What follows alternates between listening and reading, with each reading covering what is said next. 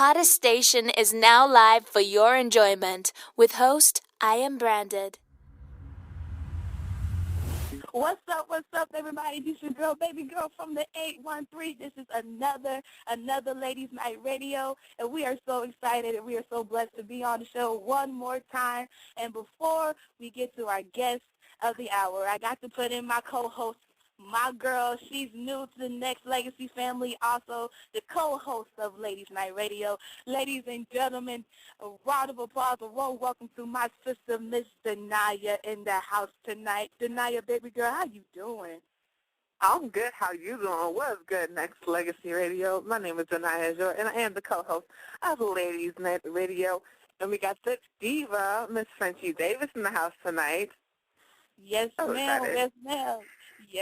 That's it. But before we get to her, if y'all don't know who she is, let me give y'all a little background check on her real fast. She was a finalist on the second season of American Idol, and she was the second runner-up on The Voice with Christina Aguilera. You know, she's dope. She's been on Broadway musicals. She got new singles dropping and everything. So without further ado, Miss Frenchie Davis is on the line with us right here on Ladies Night Radio. Miss Frenchie, how are you doing tonight, beautiful? I'm great. How are you guys doing? We're great. It's a pleasure to have you on, Miss Lady. Oh, thank you so much. Thanks for having me. Oh, wow. So did I get your bio right? But if I missed anything, please elaborate on this tonight. No, I think you got it pretty much right. It's you nailed it. Oh, thank you. I do try. So how was it like, from being on the American Idol to The Voice and the different experiences you had? You had 3 judges versus the 4 judges, and you got to really express yourself instead of having to get told what to sing. Like, what were the different experiences from both of them shows? Well, we got told what to sing on both shows. So, but The Voice was definitely unique because it wasn't just a panel of people with no musical talent, judging us. It was, not only artists who are currently working, but, all amazing vocalists in their own right. So it was a completely different experience than, Idol. But I'm glad I did both. Definitely. What was your experience working with Christina Aguilera? That was, I guess kind of surreal, and what can I say? Christina is definitely a diva, but, she's earned the right to be one because, she's extremely talented. And, what I learned from working with her is that it's, she actually has a really amazing ear, and she actually had really interesting insights on vocal arrangements for the songs that were picked out for us, and she really took it seriously, and I grew to respect her even more as a vocalist after working with her on the show. So it was definitely a great experience, and during the moment it was like surreal. Like, really? Am I really about to sing Lady Marmalade live on national TV with Christina Aguilera? Like, that's happening? So it was, it was really, I had to pinch myself a couple of times, but it was a great experience overall.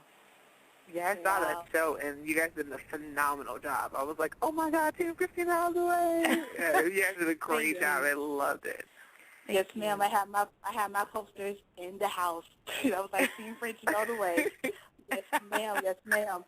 So after the American Idol and The Voice experience, you moved on from that to Broadway. How was that transition for you like? Well, I did Broadway before The Voice because The Voice happened 10 years after Idol. So after leaving Idol, I went to be in Rent on Broadway, and I did that for 4 years, and did Dreamgirls, and then Ain't Misbehavin', and Cinderella, and a bunch of other shows. I love the theater. That's one of my first loves.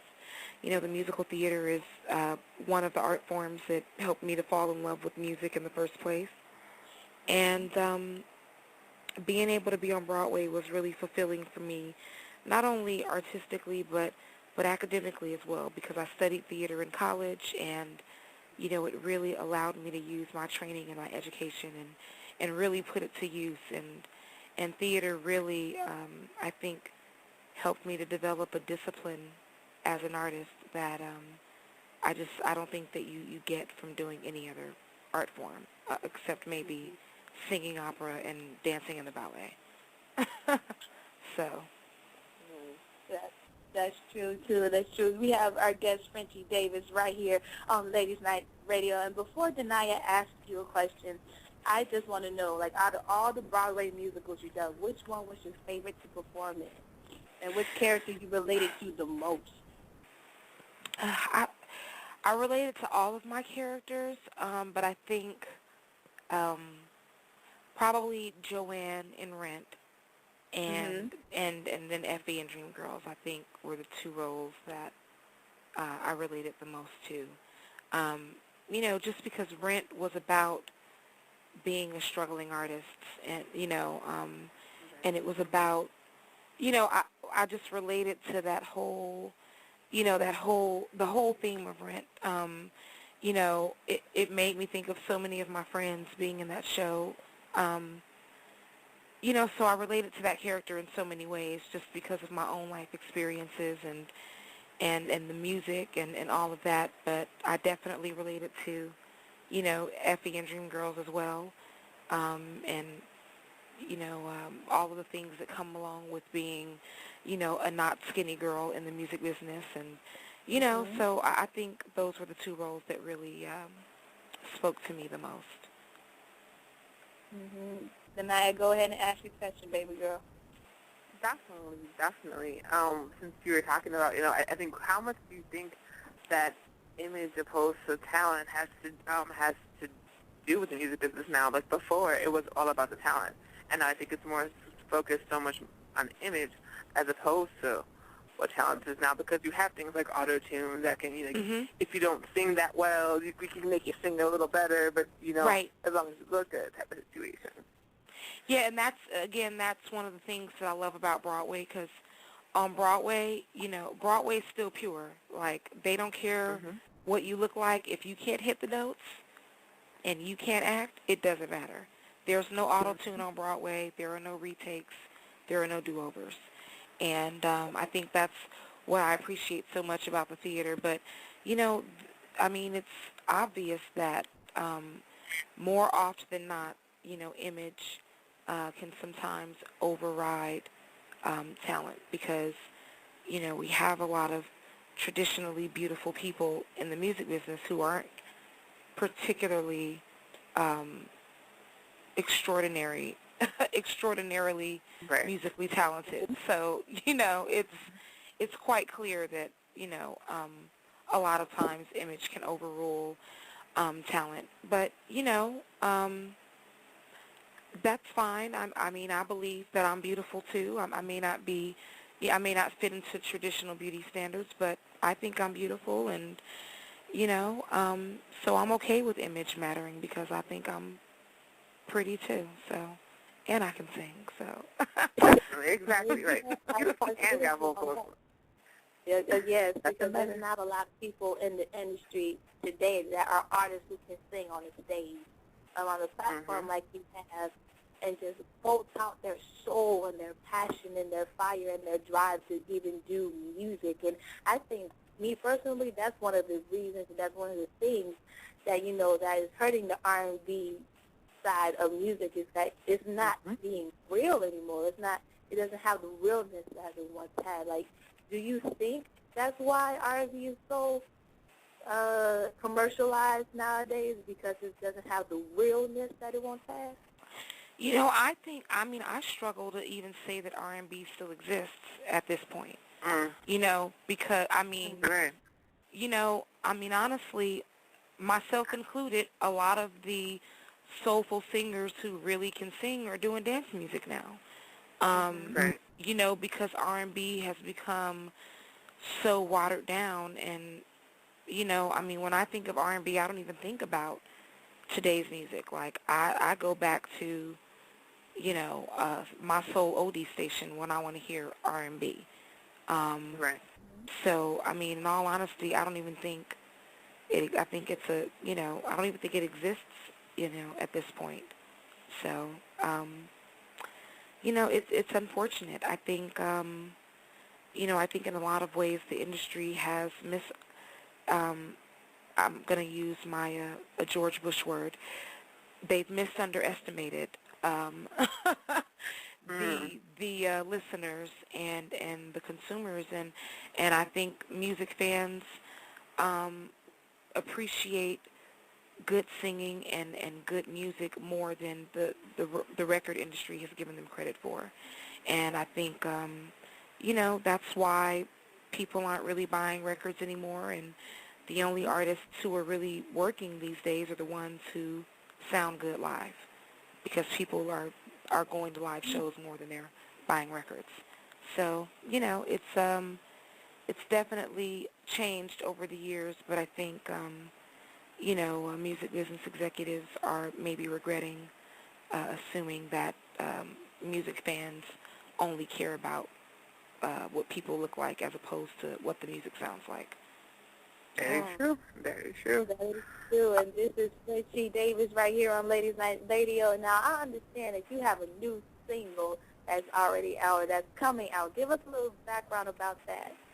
Yeah, the single, it hit iTunes on September 4th, and it's called Love's Got a Hold of Me, and it's a dance track.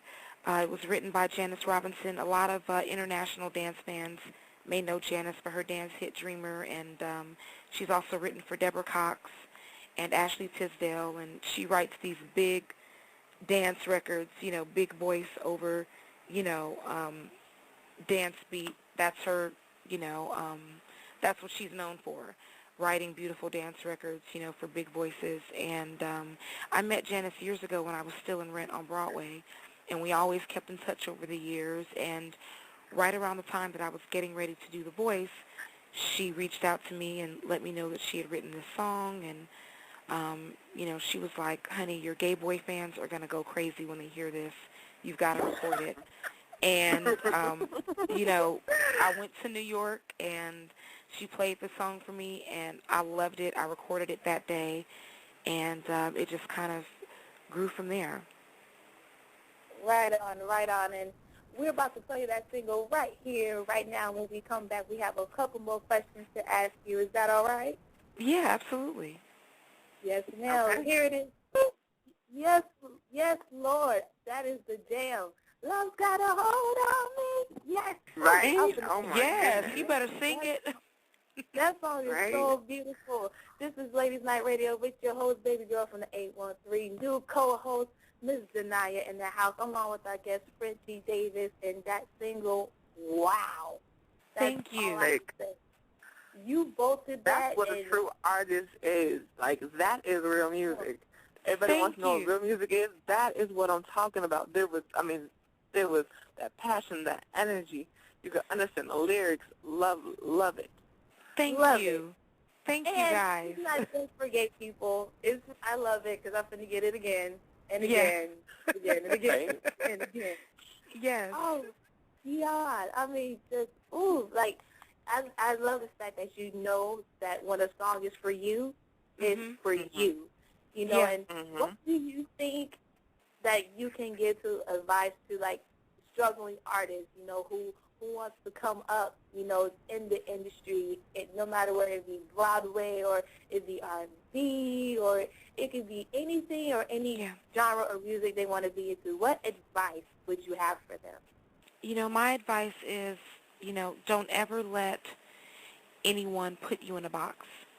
The world is full of people who will try to convince us every day that we're not enough. They'll try to tell us we're not pretty enough, we're not thin enough, our skin's not light enough. They'll always try to convince us that we're not enough. And I just want every struggling artist out there to know that they are enough and that they don't have to try to fit into some box that other people want to force them into. And as long as they stand firm in that, eventually it'll all fall into place. And the same people naysaying will be the same ones, gagging at, at your grind, at your hustle, at your grustle, Right. when it all starts to come together. So, that would be That's, my advice. yes, Lord. That's a new word. Your Brussels. Brussels, right? Yes. Right. I like it. I like it. I know I know that you have the Frankie Davis Media Group. So, Frankie Davis Media Group. So, what exactly is that about, and what's going on, and what artists are you working with, and all that kind of stuff?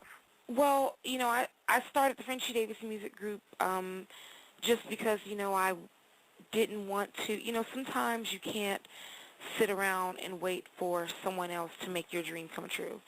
Sometimes you just have to, like, grab life by the balls and make it happen for yourself. And, I'm 33 years old, and I just got tired of waiting around for someone else to help me reach my full potential.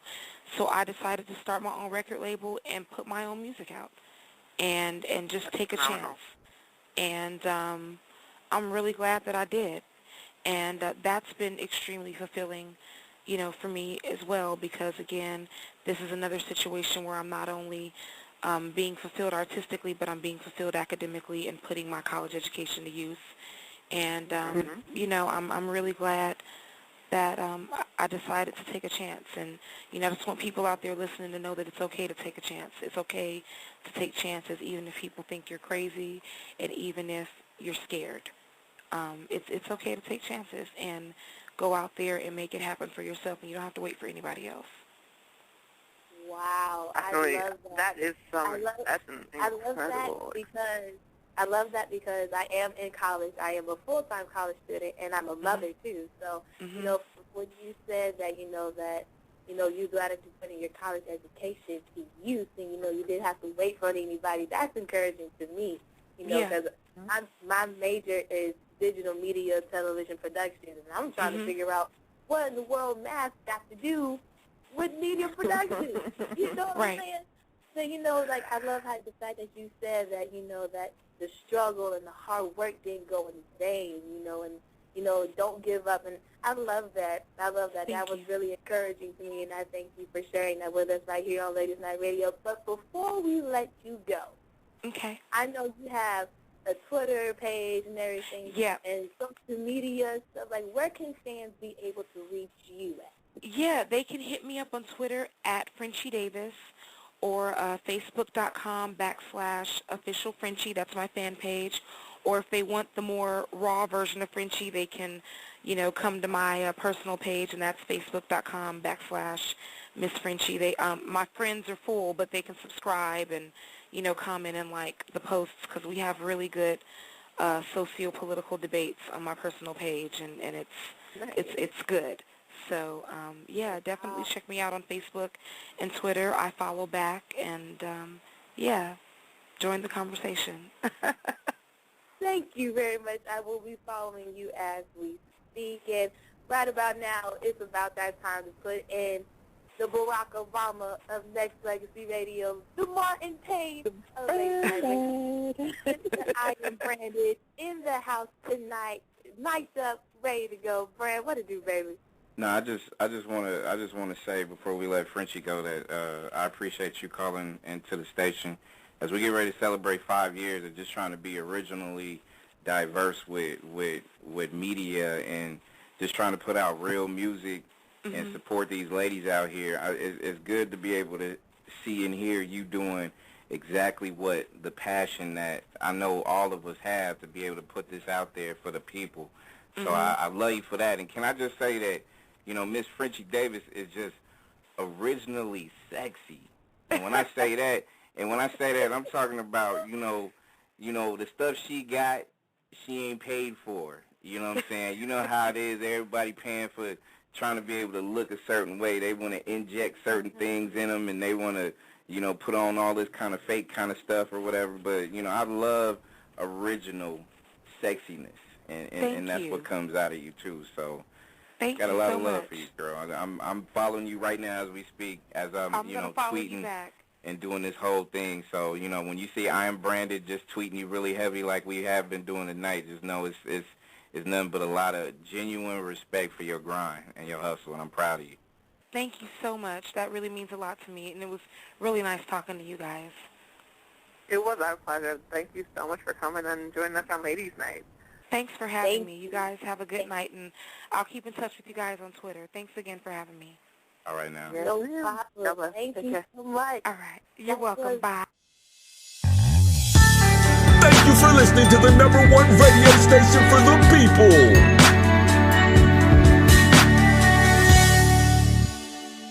Nexxlegacy Radio.